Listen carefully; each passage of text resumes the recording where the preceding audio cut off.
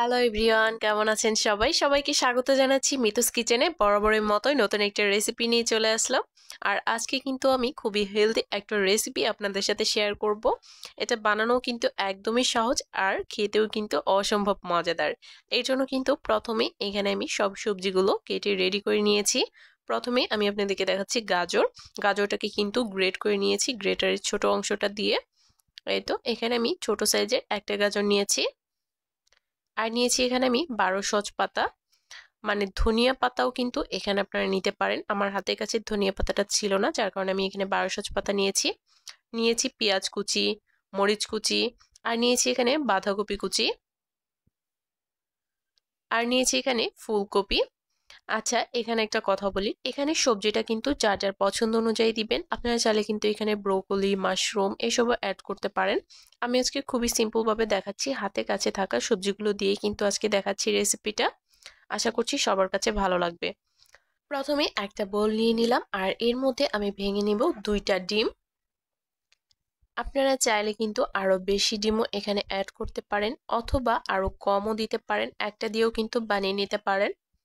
সেই ক্ষেত্রে সবজির পরিমাণটাও কিন্তু কমিয়ে দিতে হবে, অথবা ডিমের পরিমাণ যদি বাড়িয়ে দেন তাহলে কিন্তু সবজির পরিমাণটাও এখানে বাড়িয়ে দিতে হবে। এখানে আমি দিয়ে দিব স্বাদ মতো লবণ। যেহেতু সবজি অ্যাড করব, লবণের পরিমাণটা কিন্তু একটু বেশি দিতে হবে। আর এখানে 1 চা চামচের থেকে একটু কম পরিমাণে দিয়ে দিলাম আমি ব্ল্যাক পেপার, গোলমরিচ গুঁড়োটা দিয়ে দিলাম। আর তারপর এখানে আমি দিয়ে দিব সেই 12 সজ পাতা। একটু মিক্সড করে নিব এগুলোকে একসাথে। এই 12 সজ পাতার পরিবর্তে কিন্তু ধনিয়া পাতাটাও দিতে পারেন, আমার হাতের কাছে না থাকার কারণে কিন্তু আমি এখানে 12 সজ পাতাটা দিয়েছি। আর এটার স্মেলটাও কিন্তু আমার কাছে ভীষণ ভালো লাগে। আসলে ডিমের মধ্যে ধনিয়া পাতা অথবা 12 সজ পাতা দিলে কিন্তু খেতে বেশ ভালো লাগে। আমি এটাকে খুব ভালোভাবে মিক্সড করে নিয়েছি। তারপর এখানে আমি দিয়ে দিলাম পেঁয়াজ কুচি, আর দিয়ে দিলাম মরিচ কুচি। এটাকে আমি আবারও একটু মিক্সড করে নিচ্ছি। পেঁয়াজ আর মরিচটাকে কিন্তু একদম কুচি করে নিতে হবে। আর সব সবজি কিন্তু আমি এখানে একদম ছোট ছোট করে দিয়েছি। আর গাজরটাকে কিন্তু অবশ্যই গ্রেট করে দিতে হবে। এখানে আমি গাজরটাও দিয়ে দিলাম।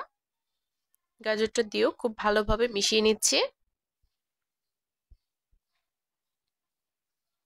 বাচ্চাদের জন্য কিন্তু এই খাবারটা খুবই স্বাস্থ্যকর, শুধু বাচ্চা না বড়দের জন্য।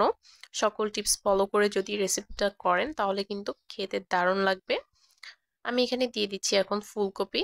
আর ফুলকপির সাথে আমি সামান্য একটু ময়দা মিক্সড করে দিচ্ছি। 2টা ডিমের মধ্যে এখানে আমি প্রায় 3-4 চামচের মতো ময়দা দেব। আর ময়দাটা কিন্তু সরাসরি আমি দিব না, সবজির সাথে প্রথমে আগে অ্যাড করে নিব, তারপর দিব, তাহলে কিন্তু খুব ভালোভাবে মিক্সড হয়ে যাবে। আর যদি আলাদা করে দেওয়া হয় তাহলে কিন্তু দলা পাকিয়ে থাকতে পারে। এখানে আমি বাঁধাকপির সাথেও ময়দাটা মিক্সড করে দিলাম। 2 চামচের মতো ময়দা এখানে মিক্সড করে দিয়েছি। আর তারপর এটাকে আমি সেই ডিমের মিশ্রণের মধ্যে দিয়ে দিব। এরপর এটাকে এখন খুব ভালোভাবে মিক্সড করে নিতে হবে। আর এই সবজিতে কিন্তু লবণের পরিমাণটা অবশ্যই পরিমাপ করে দিতে হবে, খুব বেশি কিন্তু দেওয়া যাবে না, চেষ্টা করবেন একটু অল্পই দেওয়ার, কারণ বেশি হয়ে গেলে কিন্তু খেতে ভালো লাগবে না। খুব ভালোভাবে এটাকে মিক্সড করে নিতে হবে একটু সময় নিয়ে প্রায় 2 মিনিটের মতো সময় নিয়ে কিন্তু আমি এটাকে খুব ভালোভাবে মিক্সড করে নিয়েছি। এখন এটাকে ভেজে নেওয়ার পালা। আপনারা চাইলে কিন্তু এটাকে ডুবো তেলেও ভেজে নিতে পারেন। আমি কিন্তু খুবই অল্প তেলে এটাকে ভেজে নিব, অথবা যারা তেলটাকে পুরোপুরি স্কিপ করতে চান তারা কিন্তু তেল ছাড়াও এটাকে ভেজে নিতে পারেন খুব সহজেই। একটা ননস্টিকের প্যান লাগবে, আর ননস্টিকের প্যানে কিন্তু খুব ভালোভাবে তেল ছাড়াও ভেজে নিতে পারেন। আমি এখানে খুবই সামান্য পরিমাণ তেল দিয়েছি, 1 টেবিল চামচের মতো তেল দিয়েছি আমি এখানে। তেলটাকে একটু ছড়িয়ে দিচ্ছি যেন প্যানের গায়ে লেগে না যায়। যারা তেল কম খেতে পছন্দ করেন তারা শুধু তেলটাকে ব্রাশ করে দিবেন। যাই হোক, তেলটা যখন খুব ভালোভাবে গরম হয়ে আসবে সেই পর্যায়ে আমি চামচের সাহায্যে অল্প অল্প করে এখানে দিয়ে দিব ডিমের ব্যাটারটা। এই তো চামচের সাহায্যে আমি একটু ছড়িয়ে দিচ্ছি, উল্টানোর পরে যেন 2টা সাইডই সমানভাবে হয়ে যায়। মোটা মোটা করে দিব না, তাহলে কিন্তু বেশ অনেকটা সময় লাগবে। আর এই নাস্তাটা কিন্তু খুবই স্বাস্থ্যকর। যে বাচ্চারা একদমই সবজি খেতে পছন্দ করে না তারাও কিন্তু এটা চোখের নিমিষেই শেষ করে ফেলবে, এতটাই মজাদার হয়। আর হ্যাঁ, এখানে চাইলে কিন্তু আপনারা ম্যাগি মশলাটা অ্যাড করে দিতে পারেন। আমি কিন্তু এখানে কোনো রকম মশলা আর অ্যাড করিনি, শুধু গোলমরিচ গুঁড়ো আর লবণটাই এখানে দিয়েছি। আর এখানে কিন্তু নাস্তাগুলো ভাজা হয়ে যাচ্ছে, আর আমি কিন্তু একটু ঢাকনা দিয়ে ঢেকেও দিয়েছিলাম।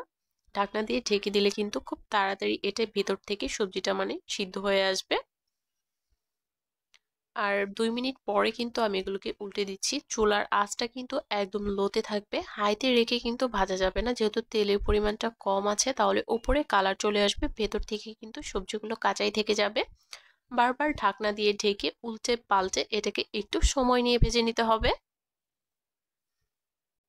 আর এই নাস্তাটা কিন্তু আপনারা চাইলে রুটি পরোটার সাথেও পরিবেশন করতে পারেন, আবার ভাতের সাথেও পরিবেশন করতে পারেন, বা শুধু এমনি খেয়ে ফেলা যাবে, এতটাই সুস্বাদু হয় এই নাস্তা। যাই হোক, মধ্যের অংশে কিন্তু তাপটা একটু বেশি লাগছে, যার কারণে কিন্তু মধ্যেটা হয়ে গিয়েছে। মধ্যেটাকে কিন্তু আমি নামিয়ে নিব, আর সাইডের গুলোকে আমি মধ্যে দিয়ে দিব। সবগুলো নাস্তায় কিন্তু উল্টে পাল্টে খুব ভালো করে ভেজে নিচ্ছি। আর এই রেসিপিটা কিন্তু আগে আমি আপনাদের সাথে শেয়ার করিনি, আজকে প্রথম এই রেসিপিটা আপনাদের সাথে শেয়ার করলাম, আশা করছি সবার কাছে ভালো লাগবে। যাই হোক, আমি কিন্তু এখানে প্রায় সবগুলোই ভেজে নিয়েছি। আরও একটু ব্যাটার আমার কাছে বাকি ছিল, সেটাও কিন্তু এখন এখানে দিয়ে দিব। আর এটাকে এখন আমি ভাগ ভাগ করে দেইনি, গোল বড় করে একটাই দিয়ে দিলাম। তেল ছাড়াই কিন্তু এই নাস্তাটা খুব ভালোভাবে ভাজা হয়ে যাবে। যাই হোক, দেখতে পাচ্ছেন এখানে আমি যেগুলো ভেজে তুলে নিয়েছি সেগুলোই দেখিয়ে দিচ্ছি কতটা সফট হয়েছে নাস্তাগুলো। আর এগুলো খেতেও কিন্তু অসম্ভব মজাদার, একবার ট্রাই না করলে বুঝতেই পারবেন না। আর এই নাস্তার মধ্যে যে সবজি দেওয়া আছে এটা কিন্তু খাওয়ার সময় বোঝাই যায় না, একদম মুখে দিলেই মিলিয়ে যাবে, একদম নরম তুলতুলে সফট। যাই হোক, পরোটাও কিন্তু আমি এখানে তুলে নিলাম। সবগুলো এখন আমার ভাজা কমপ্লিট। দুইটা সাইডে কিন্তু খুব ভালোভাবে ভাজা হয়েছে। ভিডিওটি ভালো লাগলে অবশ্যই চ্যানেলটি সাবস্ক্রাইব করে পাশেই থাকবেন, আর যারা অলরেডি করেছেন তাদেরকে অসংখ্য ধন্যবাদ। এই তো আমি একটু ছিঁড়েও দেখিয়ে দিচ্ছি। আশা করছি ভিডিওটি সবার কাছে ভালো লেগেছে। সবাই ভালো থাকবেন, দেখা হবে নতুন কোনো ভিডিওতে।